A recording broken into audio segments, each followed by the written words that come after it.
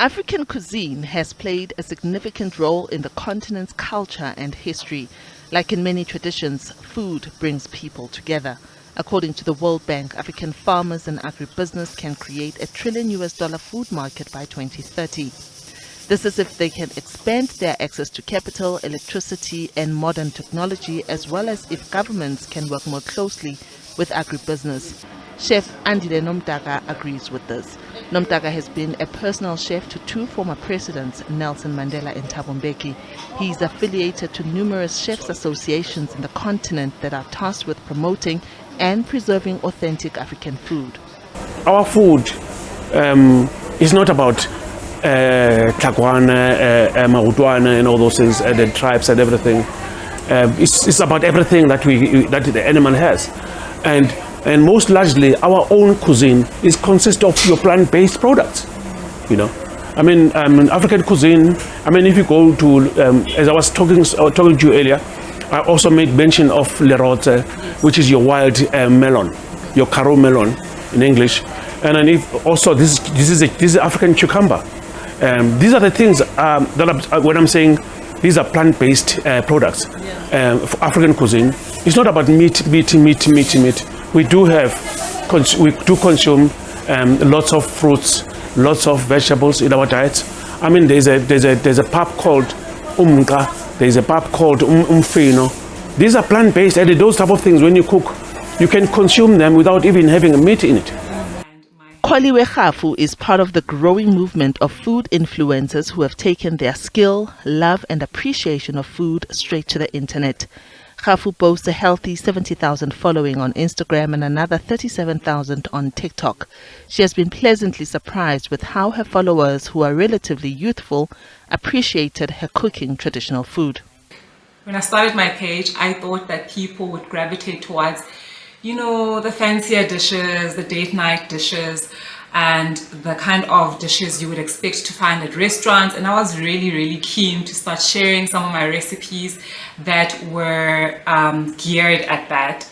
But what I actually found out is that the following really loves traditional food.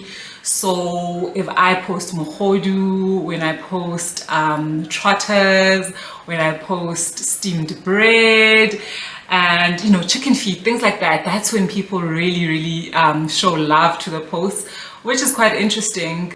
In the northwest of Johannesburg in Cosmos City, Zimbabwean-born Tinashe Chinyanga runs Zondo Chill Spot. His menu deals with more of off-cut meat like cow heels prepared old style, beef bones mixed with spinach, and cow head, among others, at affordable prices. Chinyanga says he sees the community gravitating towards this type of food on almost a daily basis. I see on pizza and burgers, it's like a pleasure when everyone is getting paid or got paid. Eh? But every day to day, it's this African. It's not expensive, it's cheap, but it's always there. You understand, and the variety. It makes you think, let me take this and that. Despite the simplicity of his dishes, Chinyanga's input costs are increasing in line with inflation, and he's worried that he's unable to pass on the cost to consumers. This is one of the challenges facing his business. Like last year when we started, I was buying one cow, it was going for like 9 rand, 10 rand. Now it's 20 rand, 22 rand.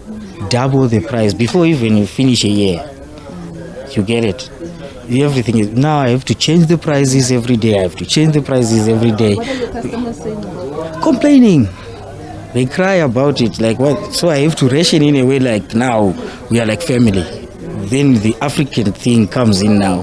Just being authentic about it. Okay, you want something to eat? Here you are. At least you have something to eat. To recover the profits, it's a struggle.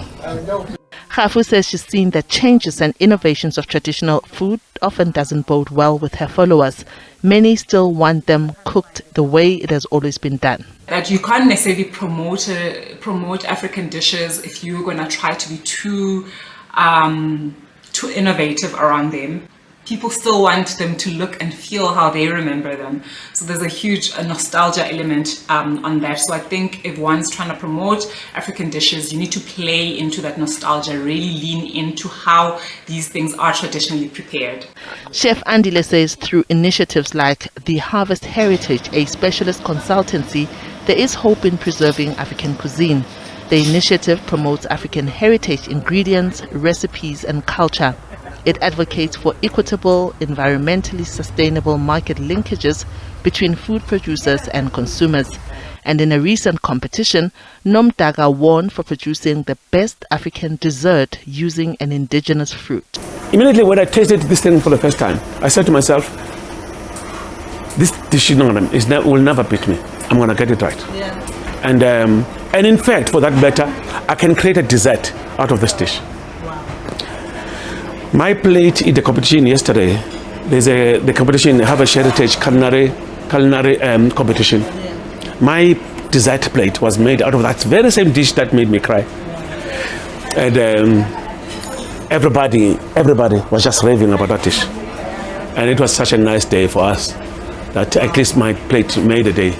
With advocates like these three, there's no doubt that African cuisine will live on and the African food industry will grow.